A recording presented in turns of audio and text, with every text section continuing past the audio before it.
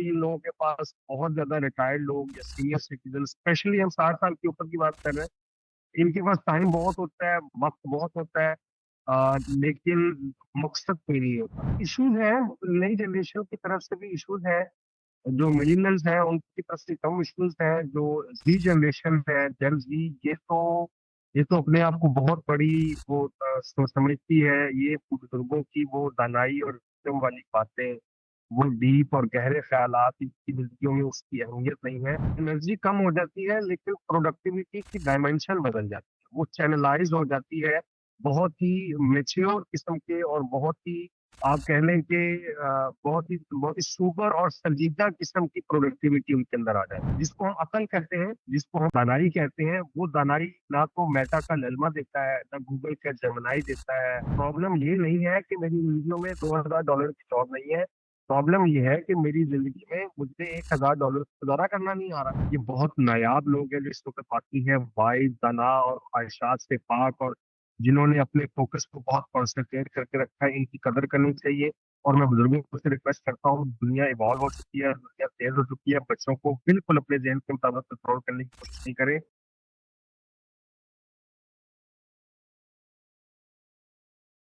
अस्सलाम वालेकुम दोस्तों, आप देख रहे हैं पॉडकास्ट विद इरफान। और आज हम जिस टॉपिक पर बात करना चाह रहे हैं, रिटायर्ड एज इश्यूज।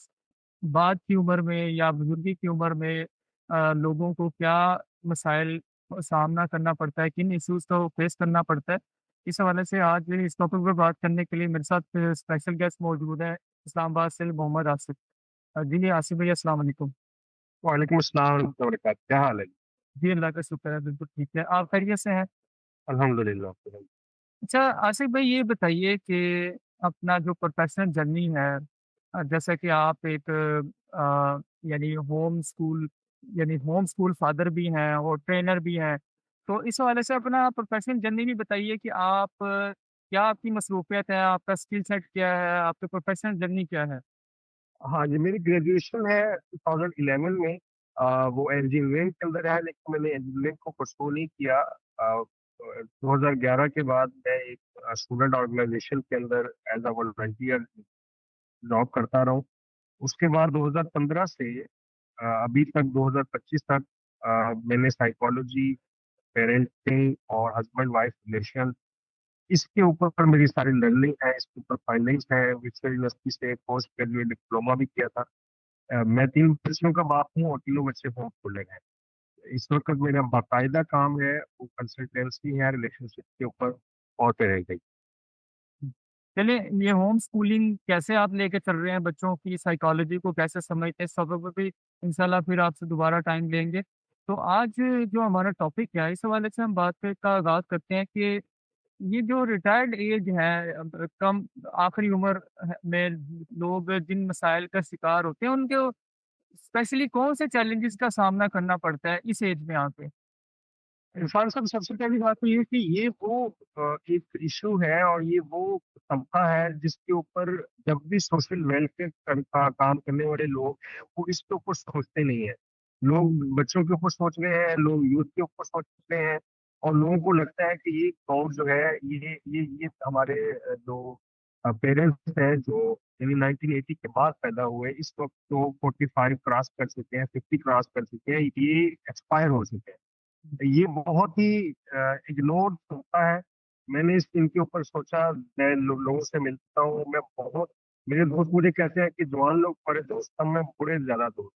क्योंकि मैं जब इन लोगों के पास बैठा हूँ तो मैंने देखा है इनकी जिंदगी में बहुत बड़े चैलेंजेस हैं, और डिप्रेशन और एंजाइटी, और इनको अपनी जिंदगी के अंदर वो अहमियत जो ये समझ रहे होते हैं कि इन्होंने जिंदगी के अंदर इतनी अचीवमेंट्स हैं, और हर शख्स की एक अलग स्टोरी है, और वो कामयाबियों से भरपूर जिंदगी उसने गुजारी है, और मेहनतों से और सेक्रीफाइस उसकी जिंदगी में बहुत है। तो उसे लगता है कि वो उसकी जिंदगी बहुत शानदार गुजरी है, लेकिन उसकी उसकी अचीवमेंट्स को कोई एक्नॉलेज करने वाला नहीं, तो कुछ सुनने वाला नहीं।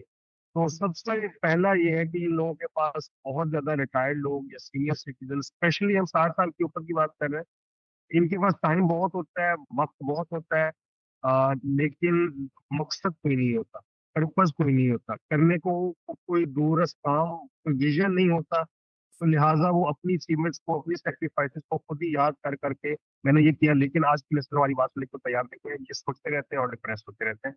तो पहला और बड़ा इशू जो है वो ये है कि इनकी जिंदगी में पर्पस कोई नहीं होता और इनके पास टाइम बहुत होता तो इसी तरह की एक वीडियो भी मैंने देखी कि उसके अंदर ये था कि जो कम एज होती है, बचपन होता है, जवानी होती है, उसमें एनर्जी होती है, पैसा नहीं होता। लेकिन जब एज ज़्यादा हो जाती है तो पैसा होता है, एनर्जी नहीं होती। तो आप ये समझते नहीं है कि ये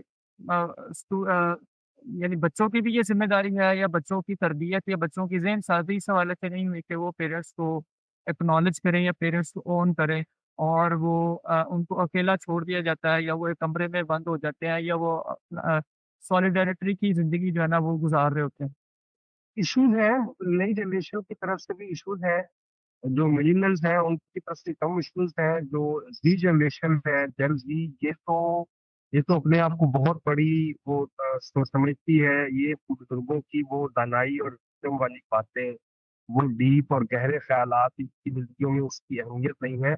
लेकिन असल बात ये है कि बुजुर्गों की तरफ से भी जो नई नस्ल से एक्सपेक्टेशंस हैं वो बात बात रियलिस्टिक नहीं है। वो बुजुर्ग, वो सीनियर सिटीजन जिन्होंने अपने आप को ग्रो नहीं किया, अपने अपनी मेंटल ग्रोथ पे काम नहीं किया, वो हर चीज को 30 साल 40 साल पुराने लेंस से देख रहे होते हैं। तो जब वो पुराने लेंस से देख रहे होते हैं तो हर चीज तो उनके जहन के मुताबिक नहीं हो रही होती। तो जब जहन के मुताबिक चीजें नहीं होती तो वो खुद ही सोचते रहते हैं और परेशान होते रहते हैं।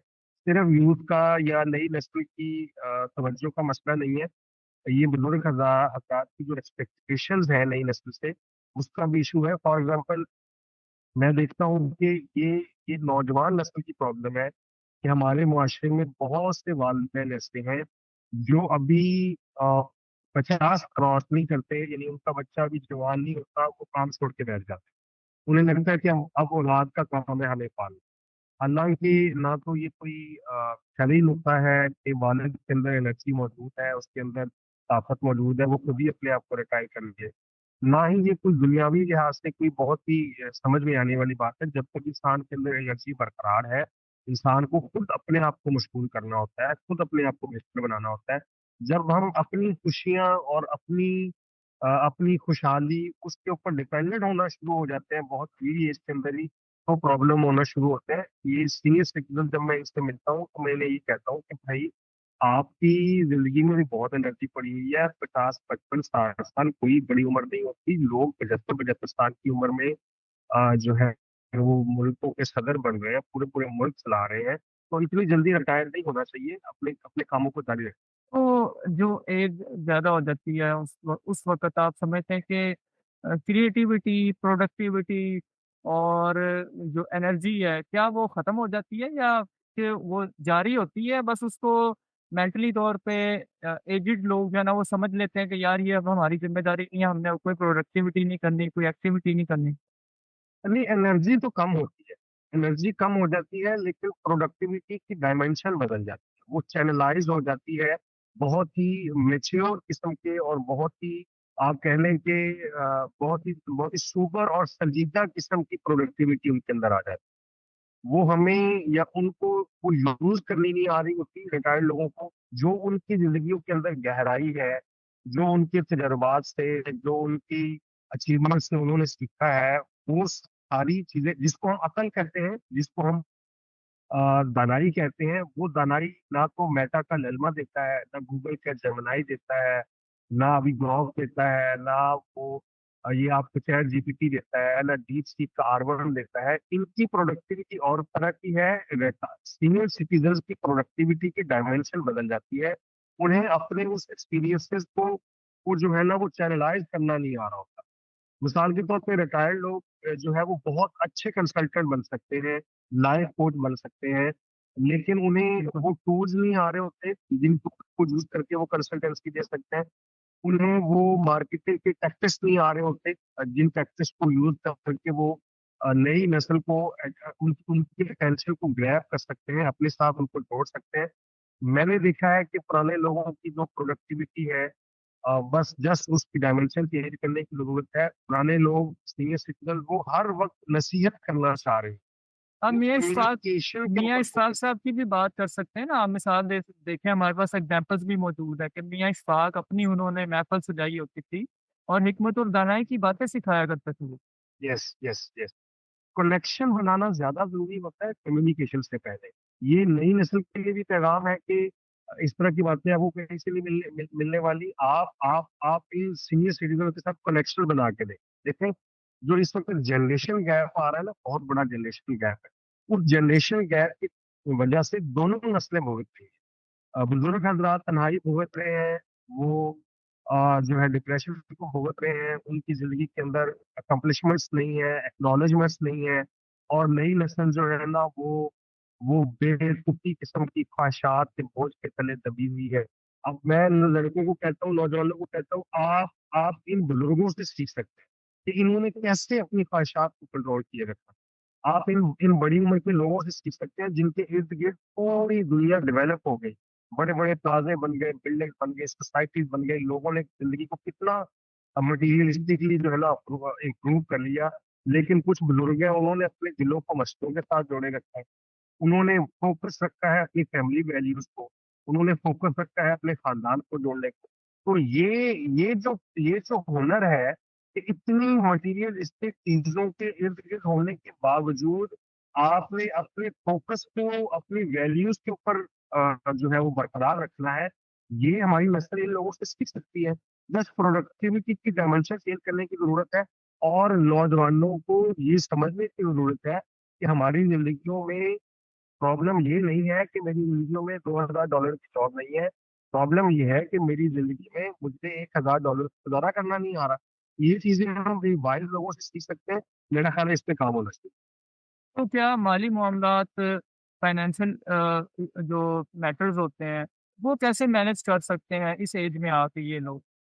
देखिए, हाँ, ये बहुत अहम सवाल है। इसमें ना मेरा ख़्याल है 2 तरह के लोग हैं। एक तो शहरी ज़िंदगी गुज़ारने वाले लोग हैं जिन्होंने गवर्नमेंट जॉब्स की हुई हैं, जिन्होंने जिनकी अच्छी जो है ना वो एक वो है लेगेसी है, उनके कारोबार अच्छे चले हुए हैं, और कुछ लोग हैं जो बेचारे जिन्होंने ज़िंदगी मजबूरियों में गुज़ारी है।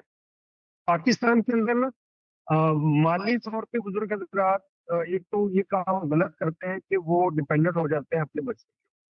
हालाँकि उनको ऐसा नहीं होना चाहिए। बहुत जल्दी सारे फाइनेंशियल मैटर्स अपने बच्चों के स्पोर्ट नहीं करने चाहिए। आपको अपने पास रखने चाहिए अपने फाइनेंशियल मैटर्स। दूसरी बात ये है कि पाकिस्तान में पेंशन्स का कोई प्रॉपर सिस्टम नहीं है।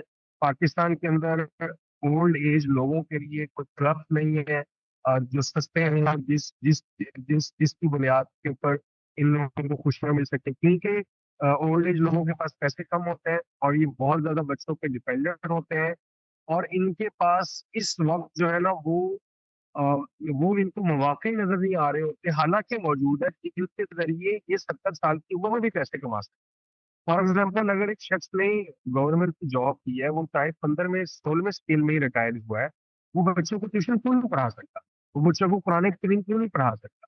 वो अपने मोहल्ले के कुछ लोगों को बुला के उनको फ्री फ्री नहीं, बहुत कम पैसों में सर्विसेज़ क्यों नहीं दे सकता? मेरा ख्याल है इन लोगों को इस पे काम करना चाहिए, और हम इस्लामाबाद के अंदर काम कर रहे हैं। 10 अगस्त को हम एक और बहुत बहुत ही इस्लामाबाद क्लब में वर्कशॉप करवा रहे हैं कि रिटायर्ड लोग अपने एक्सपीरियंस को बिज़नेस में कैसे कन्वर्ट कर सकते हैं। दूसरी बात ये है कि माली माली तौर पे ये जो परेशानियाँ हैं, निस्संदेही लोगों को इनके बच्चों को भी समझना चाहिए।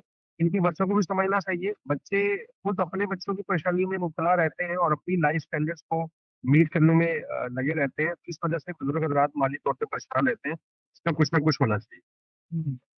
तो अमूमन इस पर भी बात करते हैं कि अक्सर बुज़ुर्ग जो है रिटायर्ड एज लोग जो है, ये तन्हाई का शिकार रहते हैं, सॉलिडेटरी जैसे कन्फाइनमेंट होती है, ऐसे ही वो तन्हाई का शिकार होते हैं। बच्चे उनके साथ बात नहीं कर रहे होते, अपनी मसरूफ़ियात उनकी होती हैं, कारोबार होता है, जॉब होती है और अपने बच्चों में जैसा कि आपने बताया कि वो मसरूफ़ होते हैं।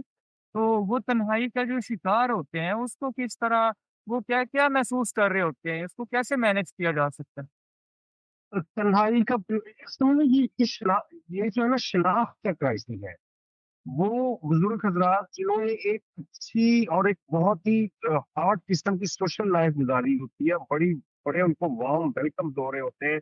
बड़ा जो है ना कहा जा रहा होता है, ये ये अशरफ साहब का बेटा है, आसिफ ये जब्बार साहब का बेटा है।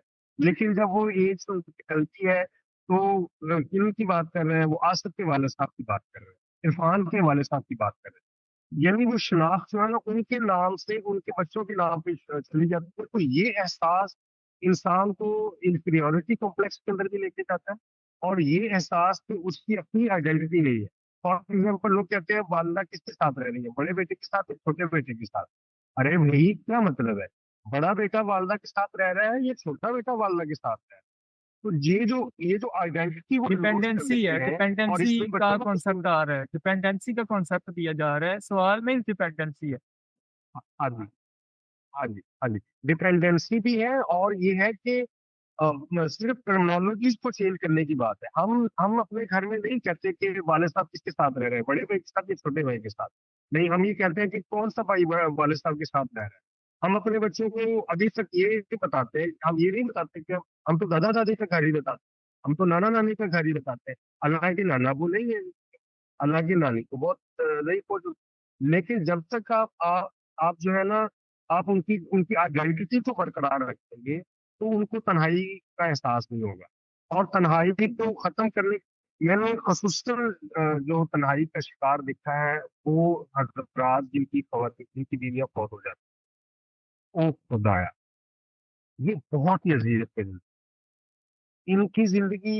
यानी पाकिस्तान के अंदर और हमारे माशरे में पता नहीं कॉन्सेप्ट नहीं है कि एक 60 साल का बंदा शादी कर सकता है। एक 55 साल की औरत को अपना घर बसाना चाहिए। उसको उसकी जो इमोशनल नीड्स है, उसकी जो बुढ़ापे के अंदर उसकी जो अटेंशन की नीड्स है, उसकी जो उसकी बिलोंगिंगनेस और लव की जो नीड्स है, वो वो तो खावंद वाली नीड उसकी तो नहीं पूरी कर सकते। तो वो हजरात और वो खवातीन जो जिनका पार्टनर, जिनका स्पाउस बहुत हो जाता है, उनकी जिंदगी में तन्हाई और ज्यादा हो जाती है। और वो वालदैन, वो बुजुर्ग हजरात जो अपने आप को अपडेट नहीं करते। फॉर एग्जाम्पल हमारे लोग, हमारे बूढ़े कहते हैं मैंने अपनी मिट्टी के अंदर ही फौत होना है। भाई आपने अपने बच्चे को पढ़ाया लिखाया, उसकी जॉब तो लाहौर में है, उसकी जॉब तो कराची में है, आप मुल्तान में बैठ के क्या करेंगे? तो क्योंकि हालांकि पढ़ा भी दिया है उसको, अब अच्छा अफसर ऑफिसर भी बनाना ये भी बुजुर्गों का ख्वाब था। अब उन बच्चों के साथ वो माइग्रेट करने को तैयार, वो कहते हैं मेरी लाश किसी घर से जाए। तो जिसकी वजह से वो खुद ब खुद बहुत सारी चीजों में अपने आप को तन्हाई के अंदर डालते रहते हैं। ये जिंदगी जो है ना, ये बड़ी बेरहम है, इसके अंदर आपको साथ साथ दौड़ना पड़ता है। अगर आप रुक जाएंगे और आप चाहेंगे कि जो दौड़ने वाले लोग हैं वो रुक के आपको साथ मिलाए, ऐसा नहीं होता, आपको साथ मिला। बिल्कुल आपने ठीक कहा कि जो जगह उन्होंने बनाई होती है, जो घर तामीर किया होता है, जो घराना तैयार किया होता है, उसको छोड़ने के लिए तैयार नहीं होते। हालांकि वो इसी चीज़ के लिए प्रिपेयर भी कर रहे होते हैं अपनी औलाद को। अब उसकी जॉब कहीं और है, दूसरे शहर में है, और वो फिर वहां से जाना नहीं चाहते। जैसे आपने बिल्कुल बताया कि वो कहते हैं घर से लाश ही जाएगी, यहाँ से मैं उठ के नहीं जा सकता। तो बिल्कुल इनोवेटिव अपने आप को बनाना चाहिए, अभी से मैंटली तौर पे प्रिपेयर होना चाहिए कि भाई हमने मूवमेंट करनी है, हमने यानी हमने कह लीजिए कि सफर करना है, या हमने दीगर चीजें भी करनी है। तो एनीवेज, अच्छा, इसमें आपने चीजें डिस्कस की है। मुझे ये बताइएगा कि वैसे ये देखिए, जी एक सेकंड, ये देखिए कि हमारे हमारे माशरे में वालदा का या वालिद का अपनी बेटियों के घर जाना और वहां पे कयाम करना, ये क्यों नहीं है? यानी व्हाट्स रॉन्ग इन दैट?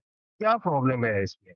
अगर एक शख्स ने अपनी 2 बेटियां 3 बेटियां बड़े लाड प्यार से उसको उनको पाला पोसा है, उसको बड़ा किया है, अब उसके बेटा नहीं है या बेटे थोड़े हैं या बेटा किसी दूसरे शहर में, हमारे माशरे के जो बिल उमूम नॉर्म्स है ना, वो भी जगमगाए हुए हैं।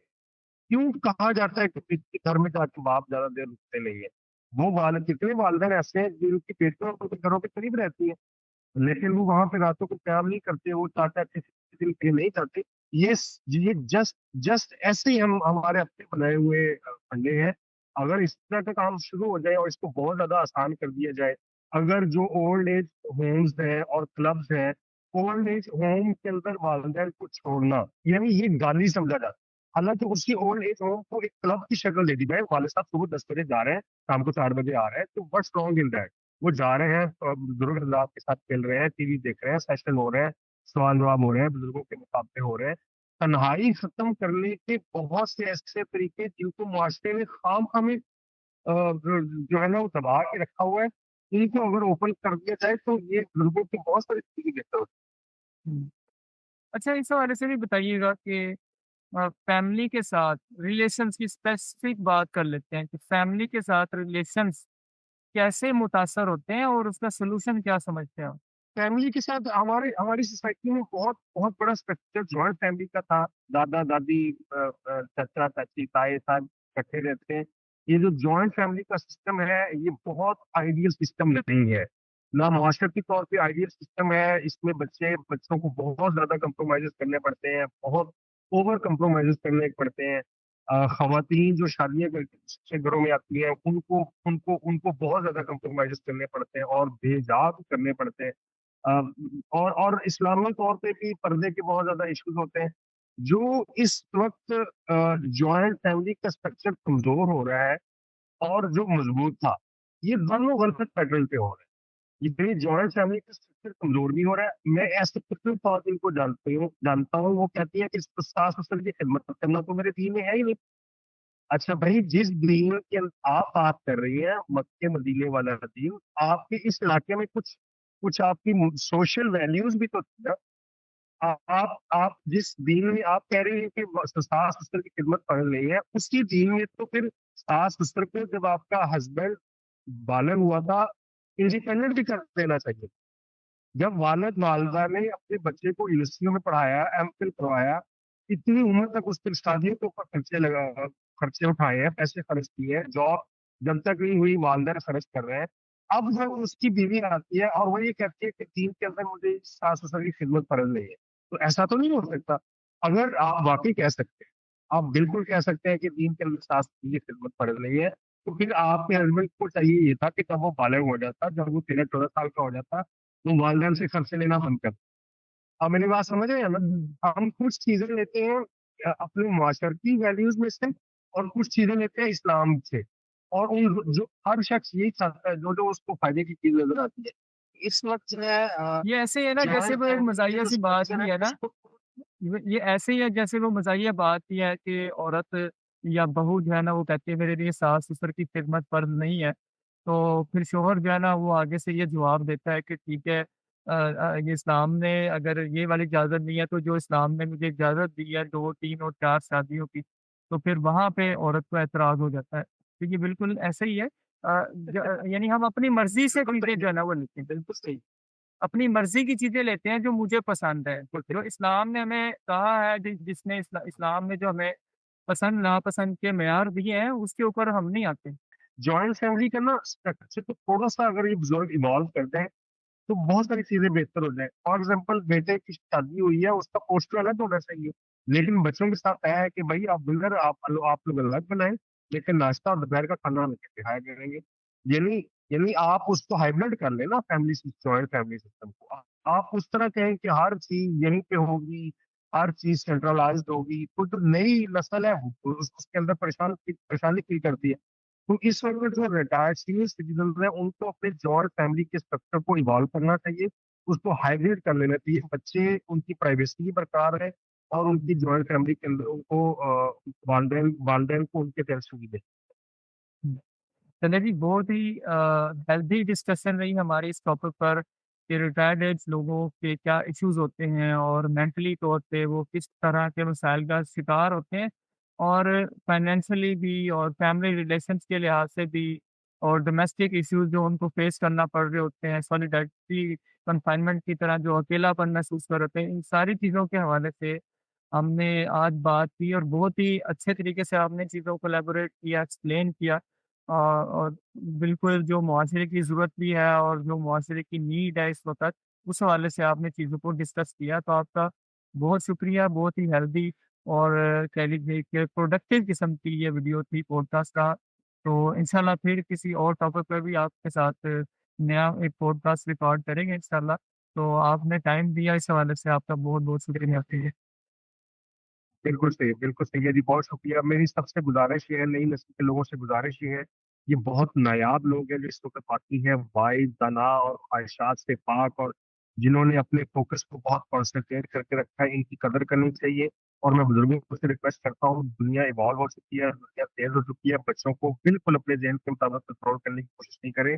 थोड़ा-सा आप आगे आएँ, थोड़ा-सा वो आगे आएँगे, दरमियानी राह में आपकी आपकी पर्सनल लाइफ़ भी अच्छी हो जाएगी, आपकी इमोशनल लाइफ़ भी। बहुत ज़बरदस्त शुक्रिया हो आपका। ज़बरदस्त हो गया, दोनों को ही आपने मैसेज जो है ना वो दिया और मॉडरेट किस्म का मैसेज दिया कि दोनों को ही अपने ऊपर काम करने की ज़रूरत है। तो आसिफ भाई आपका बहुत-बहुत शुक्रिया, आपने टाइम दिया, हमें अपना कीमती वक़्त दिया। Thank you. जी दोस्तों, बहुत पॉडकास्ट के शुक्रिया, आखिर बहुत तक साथ रहने पर मैं आपका मशकूर हूँ और अगर आप चाहते हैं इसी तरह आपको अच्छे-अच्छे मेहमानों से आपकी मुलाकात करवाते रहें और इसी तरह की इन्फॉर्मेटिव और प्रोडक्टिव वीडियोज़ आपके सामने लाते रहें, तो चैनल को ज़रूर सब्सक्राइब कर लीजिए और अपना बहुत सारा ख्याल रखिएगा। वस्सलाम वालेकुम।